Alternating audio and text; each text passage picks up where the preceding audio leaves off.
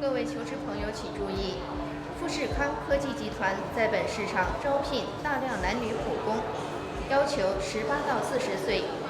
有意者听到广播后，请带上2代有效身份证到 B 区3号展位报名。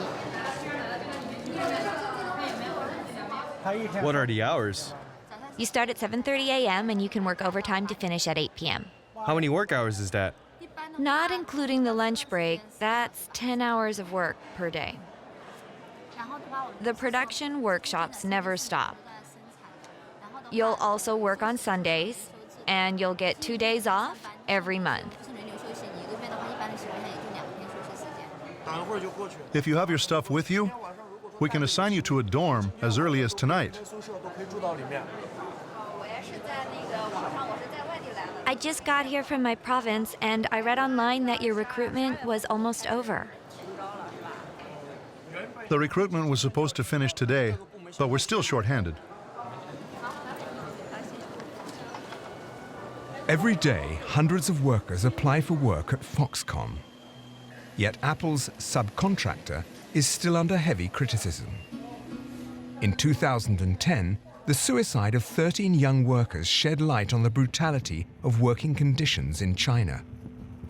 The fortress that is Foxconn quickly became the symbol of global workshops where the worst is permitted. Between endless work shifts and moral harassment, the Taiwanese company regularly flouts all basic labor laws. Xiong Gondu's ordeal began a year ago. Following an accident while working at Foxconn, his 26-year-old son lost his physical and mental faculties.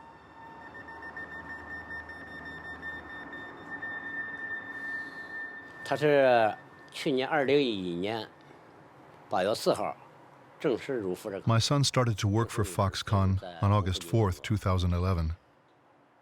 The accident happened on October 26th at 1:40 p.m. in building A102 at the Longhua factory in Shenzhen.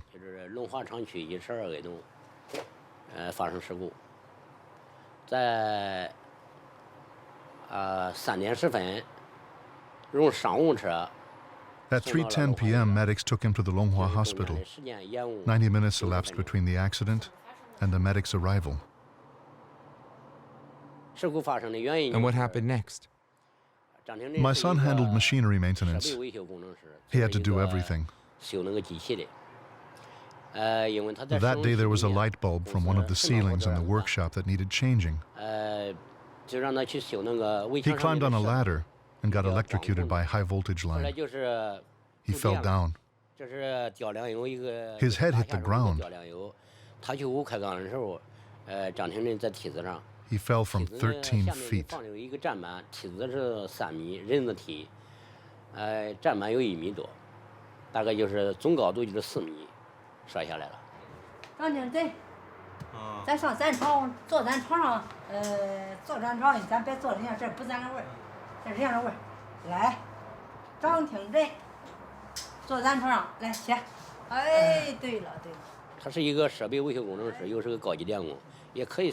First of all, his boss asked him to repair that light bulb when that wasn't his job, which is a violation of labor laws to begin with. Moreover, they didn't comply with security standards, as no one provided him with any protection. He didn't have any gloves, and no one was there to supervise him. That's why the accident happened.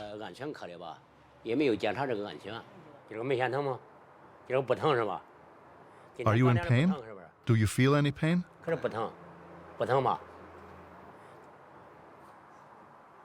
Where do we live? You're from the province of Henan.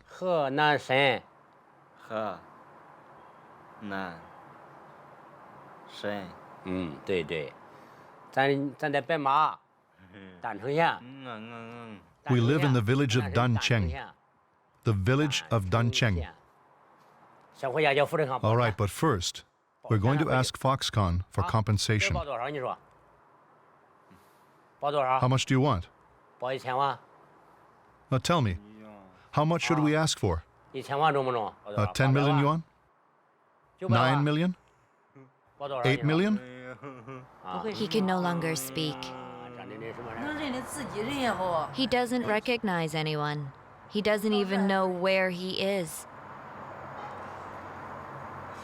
I sleep on the floor next to him and I just watch him. I know it's not easy for him and that he'll never recover, but at least he's next to me. I tell my husband to hang in there because the three of us can't be sick at the same time. After a hasty trial, Zhang Gongdu and his wife didn't get anything. They're still demanding $1.3 million from Foxconn to compensate for their son's accident. I wasn't allowed to go to the hospital. To this day, I still haven't gotten my son's documents. I don't have a copy of his employment contract. I don't have his ID. And I don't have his ATM card. They even kept his computer. Foxconn kept everything, and they refused to give anything back to us. We can't even go to Foxconn to pick up his stuff. If it wasn't for this accident, my son would have a normal life. But the accident did happen. I'm convinced that Foxconn told the hospital to let my son die, and that's just wrong.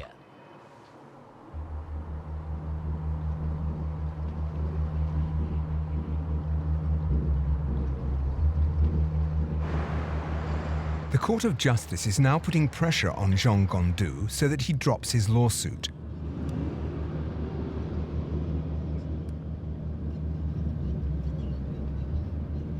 Foxconn states that it has improved its working conditions and increased the salary of its workers. But according to various NGOs, this is just smoke and mirrors.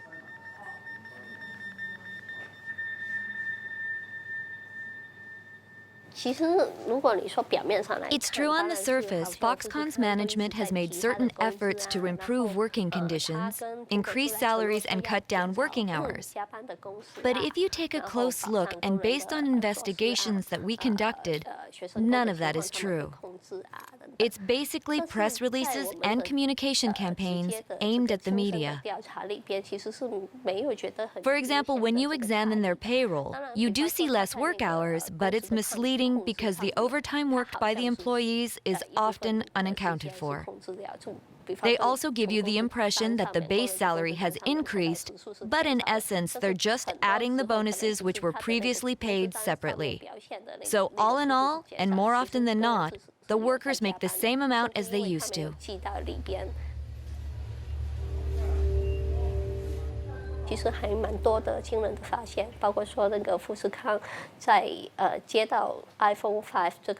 When iPhone 5 orders started being processed last September, we noticed that certain workers had very little time to manufacture these phones. Some of them told us that they had worked an entire month without a single day off and put in overtime every single day with no interruption.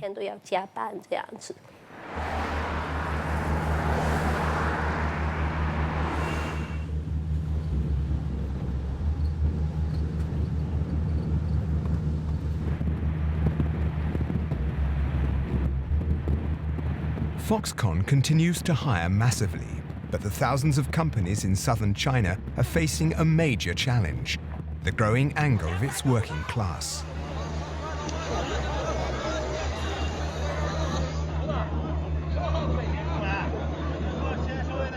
Work stoppages and protests have been on the rise these past few months.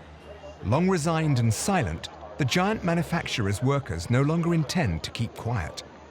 The government can no longer ignore the dispute, as every social movement is filmed and posted on the internet. Li Fei, Zhao Bo, and Zhu Ming belong to this generation of workers. They refuse to continue to be treated like second-class citizens. At their modest dorm, life and working conditions often animate their discussions. First, I want to work in a better work environment. Second, I want to work less hours. Third, I want to get 2 days off per week. And fourth, of course, I want to get higher salary. And that's what all the young workers want.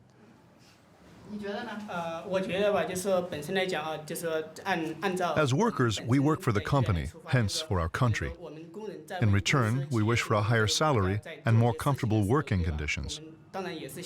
All of this needs to grow in proportion to the GDP. At least that's what we hope for.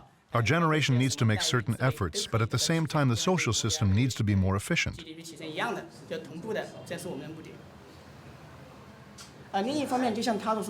Even if things are slightly changing today, we're not convinced yet. When the single-child policy was introduced, the government said it would pay for our retirement pensions. But then it said it would only pay half, and eventually, we didn't get anything. We don't know what's going to happen tomorrow.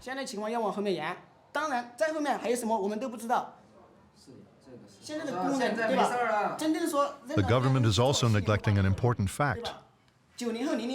The generation from the 70s and 80s follows the masses and is obedient, but the generation from the 90s doesn't behave the same way. If no one tries to understand this generation's thought process, and if they don't satisfy it, it could turn into an uncontrollable movement. It's going to explode one day or another. That's what I think.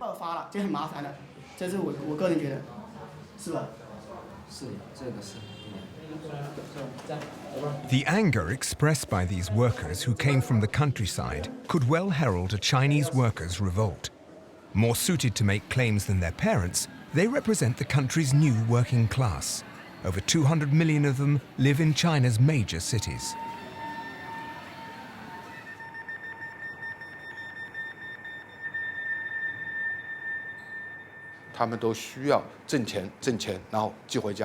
These young workers' parents desperately wanted to earn more money, so they could send it to their families. Today, the new generation doesn't have that obligation. These people already have homes in their native provinces, but they usually aren't married and don't have any children yet. They come to work to these cities in order to pursue an urban lifestyle. They don't aspire to live like their parents. They want to become workers, new citizens. They're hoping to work so they can enjoy a modern life, which is a major difference.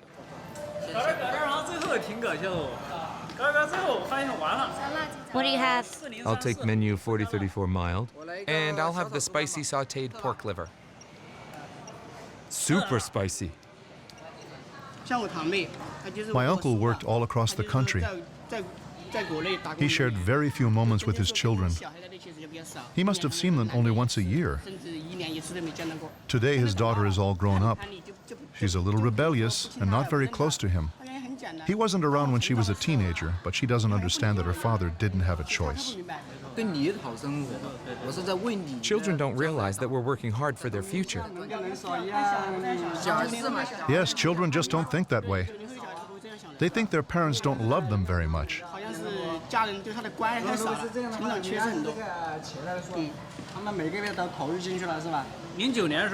In 2009, my daughter was here, and she was going to school, but my parents wanted her to return to my province in Hubei, so she went back with them. She would have preferred staying here instead of living with her grandparents. She and I got along very well.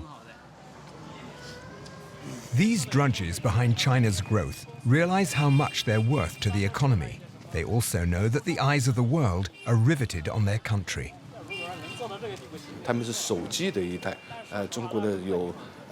This is an internet generation and a generation of cell phones.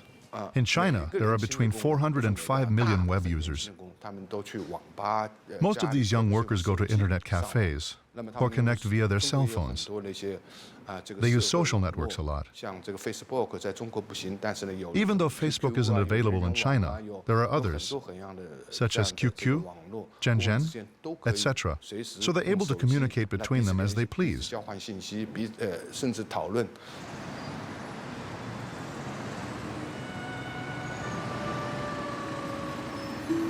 In China, the workers' well-being is contingent upon civil society. In Shenzhen, in the coastal province of Guangdong, lawyers are trying to address the social conflicts by standing up for the working leaders. These legal councils work in the shadows under the pressure of the authorities. They're called barefoot lawyers.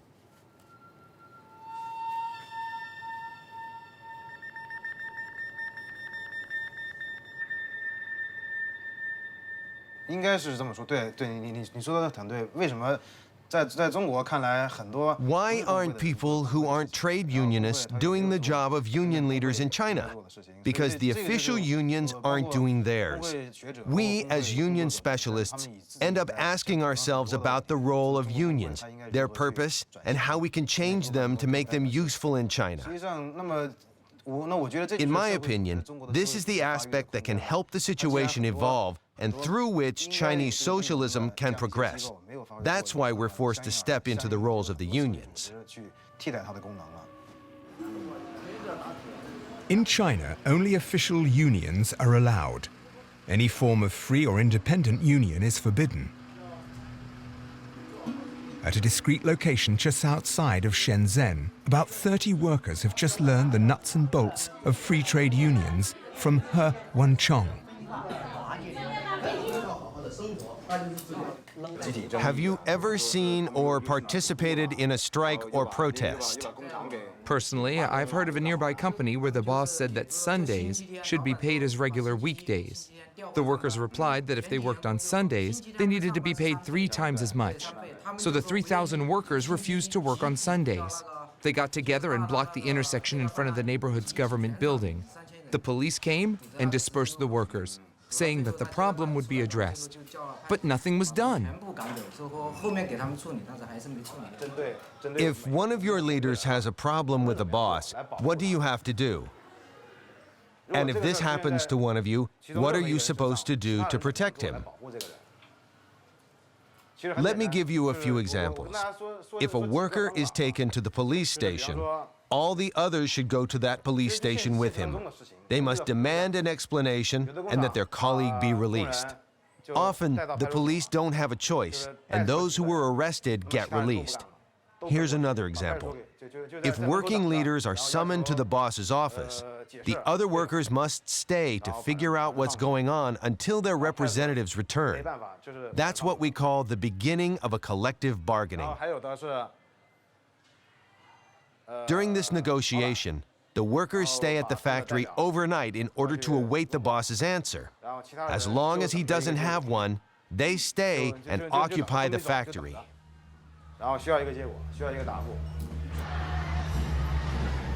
During most conflicts in China, local government calls upon the army or public law enforcement to put an end to the protests. The province of Guangdong alone averages 1 social conflict every day.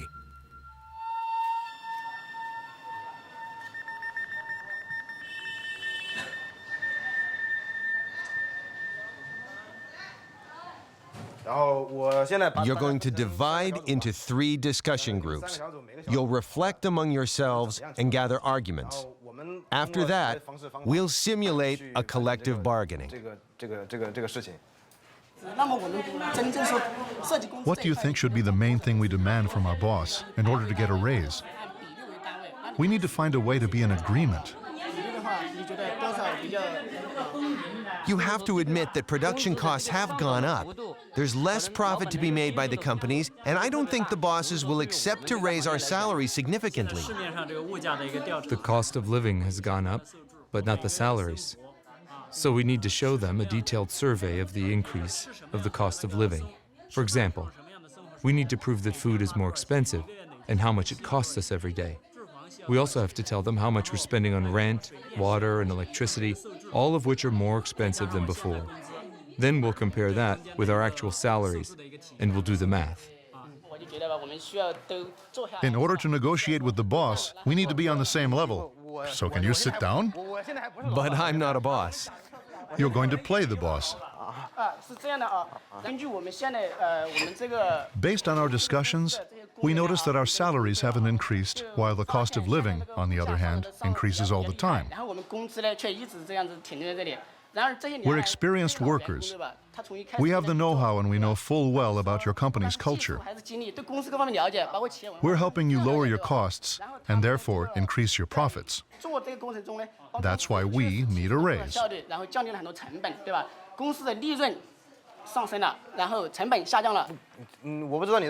Where did you get your information? Our company makes very little profit. We didn't have any this year. Last month, I even had to borrow money to cover the salaries. Forget it. Let's get another rep. These workers don't have many opportunities to meet and share about their situations. This represents a place where they can express themselves and engage together. It's very important to stay informed. In addition to this training, I'm trying to learn about working conditions by going on the internet.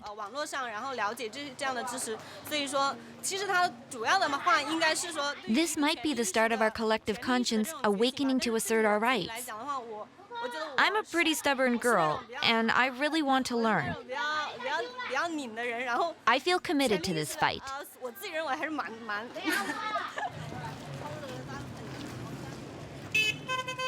This is what's at stake in southern China today. Workers who are ready to defend themselves, to be trained, and to defy the exploitation to which they're being subjected. Social tensions have led the Chinese authorities to raise the working minimum wage. In 2 years, this salary has increased by 15% to reach about $260 a month. For Chinese business owners, the challenge is therefore to maintain productivity without giving in to union demands. This is very difficult for us to survive in this way, because there's no way for us to pay such kind of high salary to all the workers at this level. So I mean, this is one of the reason why many of the manufacturers, they have no other choice but increase their selling price, and then nowadays, we could not consider that China is the place for making products at very cheap price. No more, because the cheap labor days is gone already. Because of higher salaries and a decrease in economic activity, hundreds of businesses are shutting down. In the province of Guangdong, the textile sector is the most affected.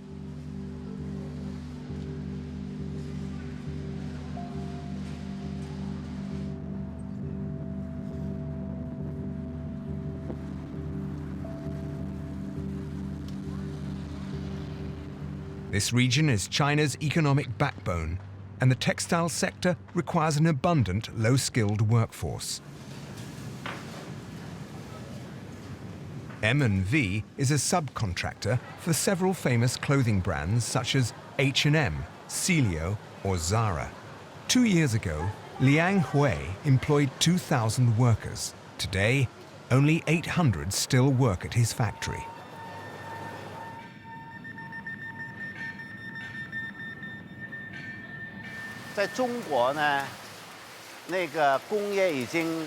In China, industry developed very rapidly and substantially, meaning that the workers have a choice between various occupations. It should also be noted that the level of education in the countryside has increased. Therefore, the workers who come to town are more demanding. They're pickier. Assembly lines, mass and physical work are no longer the trend. The workers don't want to work like that anymore. They're not interested. Nowadays, We even have a labor shortage.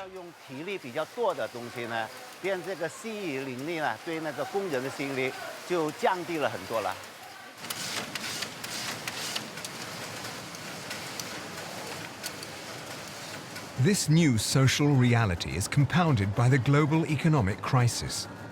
Faced with an ever more demanding clientele, Liang Hui has also adopted a new strategy.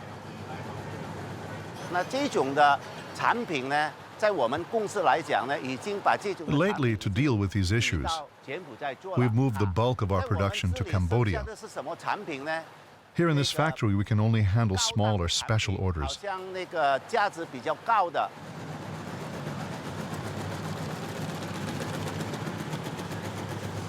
Liang Hui has chosen to relocate part of his production. Could this be the end of Made in China?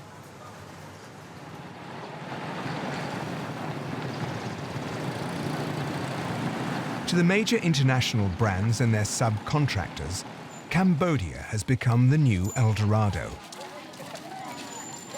In the outskirts of Phnom Penh, 5,000 young female workers are employed at M&V, Liang Hui's factory. They're paid 3 to 4 times less than in China, yet they work for the same foreign customers. The M&V factory is run by a Chinese citizen.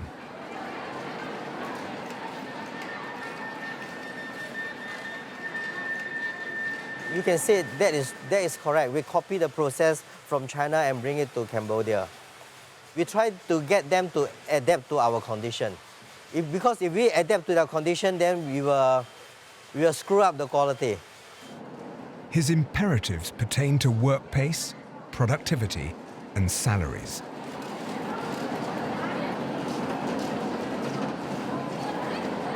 With a certain cynicism, Tan Chen thinks the Cambodian workers are far from matching their Chinese counterparts. China is more fast. Here you see the way they work, right? You see they will touch, they will stop, they will think about something else, then they will start to work. The action is very slow. In China, it's moving very fast. When they work, right, they really work. They love their work.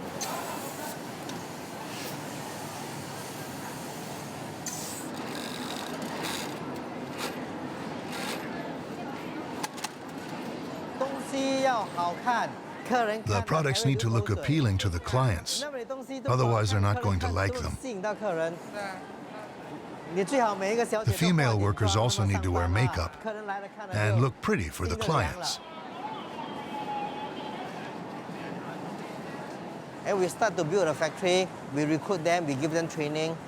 And the first month, we give them salary. When they hold the money, their hand is shaking.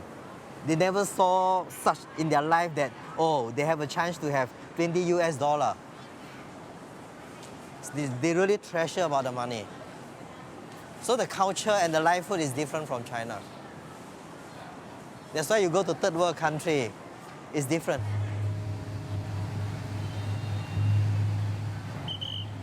This so-called Cambodian third world, to which this Chinese manager is referring, continues to attract other investors. The Chinese business outsourcing movement has spilled over.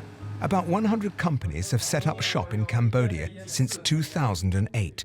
These managers, all of whom own clothing factories, are part of the trend.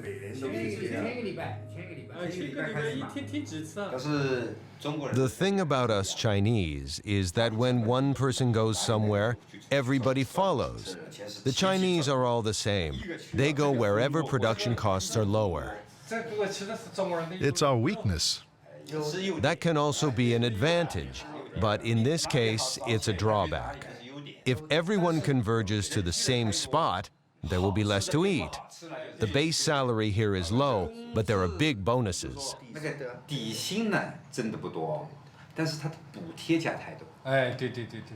You don't have to give out bonuses. You're the boss. The base salary is enough. It's up to you to decide.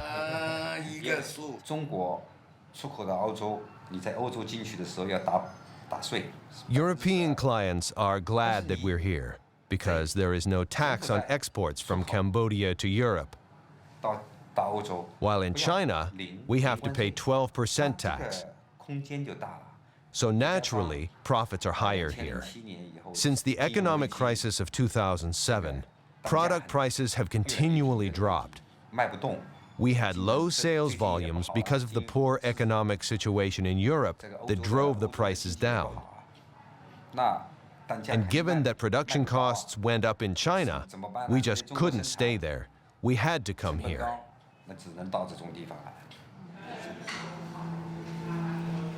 The presence of these Chinese investors is boosting Cambodia's economy.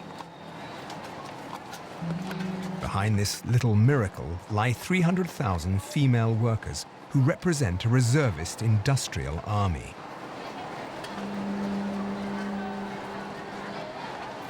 However, the growth and the jobs generated by the textile sector only have a minor impact on poverty. To these young female workers coming from poor rural areas, the urgency of decent wages is vital.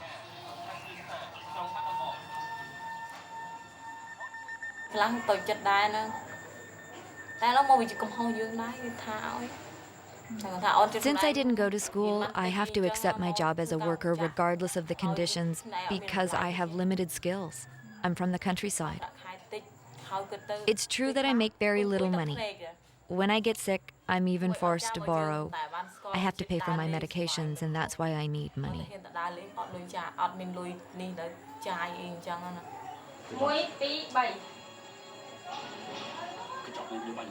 To cover her water, electricity, and food expenses, she would need to earn 3 times as much. With a monthly salary of about $65 and a $17 rent, Chan Ri can hardly dream of a better life. I wanted to become a doctor, but I had to drop out of high school, so I gave up this dream a long time ago. Today, I simply try to work so I can be a shopkeeper someday.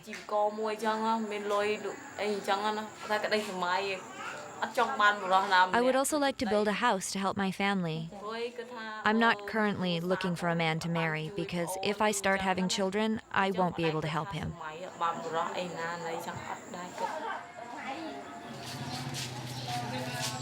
Although more flexible than their Chinese counterparts, these Cambodian workers aren't alone and isolated. Cambodia enjoys a level of freedom of association that's inaccessible to Chinese workers.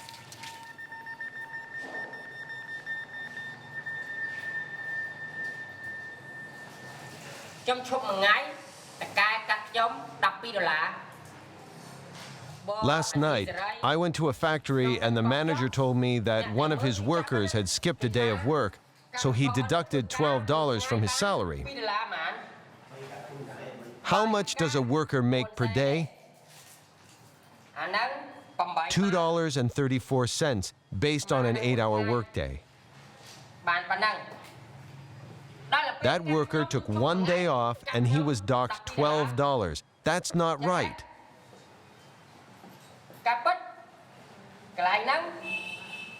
That amount should have been based on 28 workdays per month. While the Cambodian government does put a certain pressure on the unions, the right to strike and the right of association are allowed. To the union led by Che Monet, the presence of numerous Chinese businessmen represents a new challenge.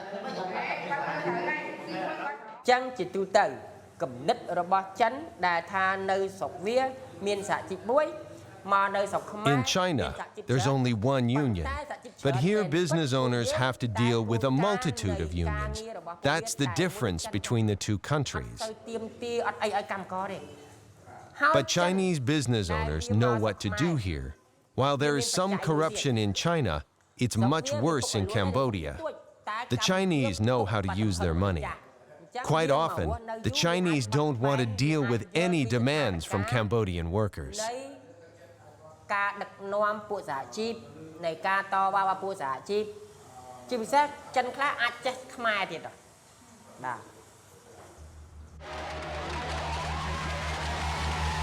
However, in Cambodia, the influence and the presence of unions allow the quick mobilization of female workers. In October 2011, the M&V factory run by Liang Hui and Tan Chen faced 4,000 angry workers. We're asking for a salary of $100 for every worker, and for those who work on Sundays, we want an extra $30.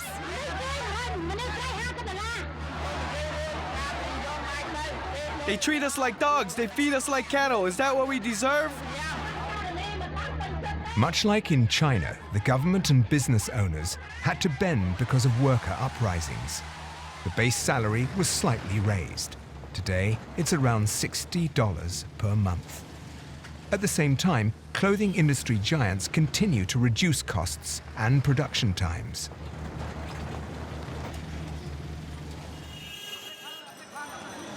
Low-cost outsourcing knows no limit. Certain countries don't hesitate to deliberately keep their workers' salaries low. These business practices are part of their national policy. In Bangladesh, anything goes to attract foreign investors.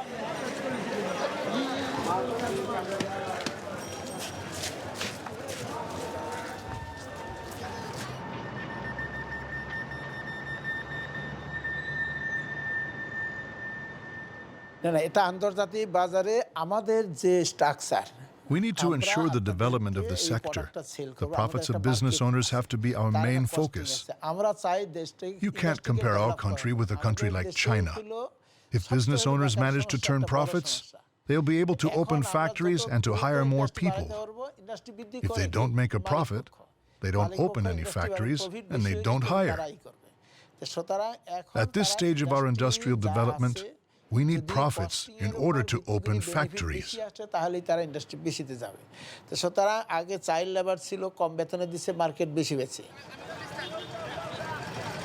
This policy is bearing fruit. Thanks to foreign outsourcing, Bangladesh has become the #2 textile exporting country in the world. In order to get to that level, the government unilaterally sacrificed the well-being of the 4 million workers comprised by this sector.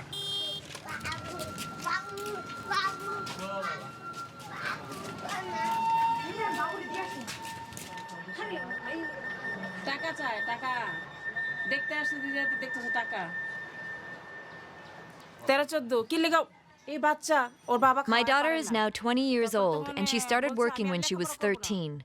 Schooling was too expensive, so she decided to work instead. When we got to the factory, they refused to hire her, so she put on some makeup, she wrapped a scarf around her head, and she pretended that she was 18. That's how she was able to get hired.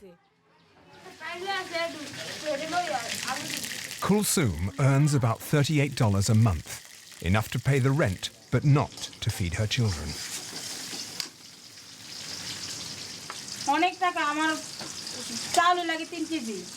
I spend a lot of money on food. I need 5 to 10 pounds of rice per day.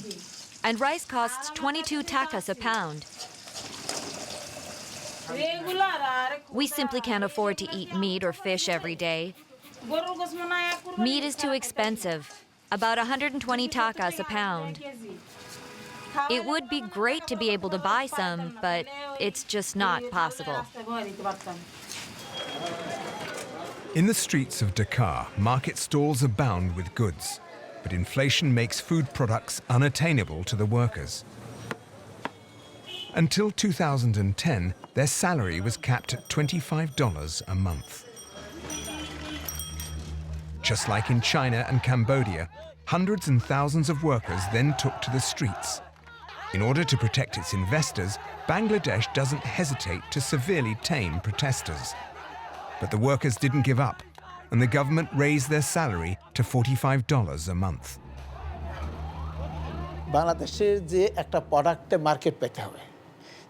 We finally set this salary based on production costs. Machinery, workers, electricity, and gas all have to be paid. It's a competitive market. We can't do more than that. Because if we raise production costs even higher, we'll lose our competitive edge, and hence, the market.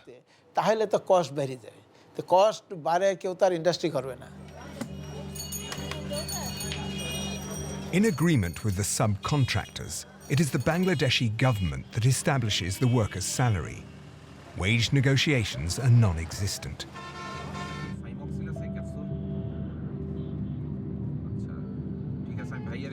By outlawing unions in textile factories, the government generated opposition by the workers.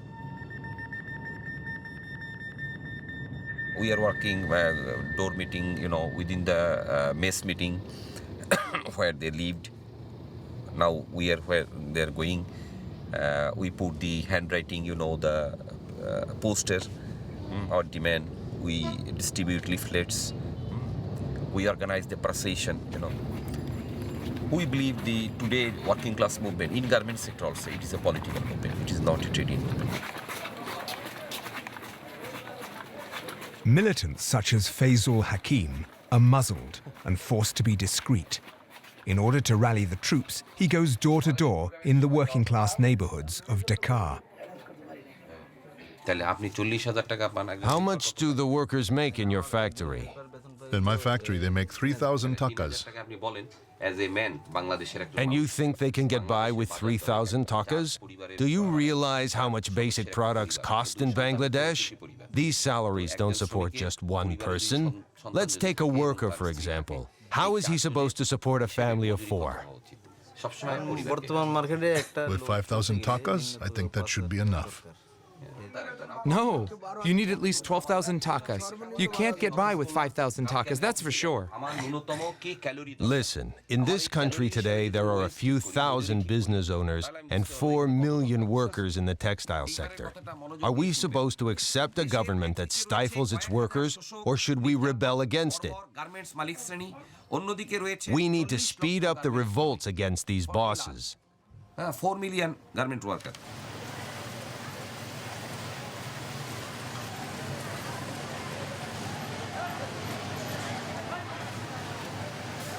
If there is trade union rise, the workers within the factory, they bargain with the representative of the management, and they they place their demands, and by the bargaining, they win some demands.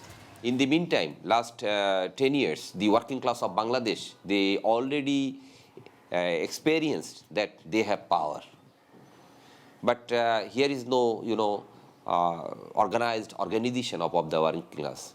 Due to this lack of organization, here is spontaneous working class movement oftenly happened. So Bangladesh Trade Union Federation, we decided to establish organized working class movement here.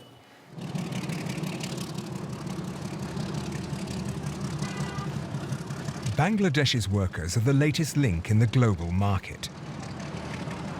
The country's soaring economy solely depends on foreign investments.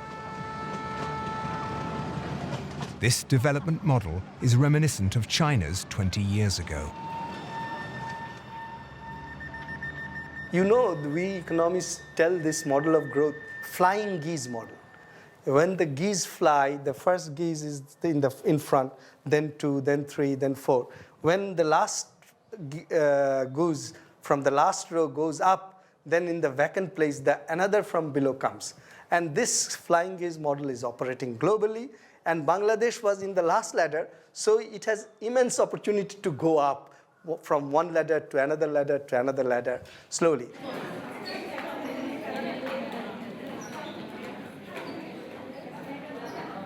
These last 2 years, China, Cambodia, and Bangladesh have been going through violent protest movements. Subcontractor offshoring from one poor country to the next isn't without consequences.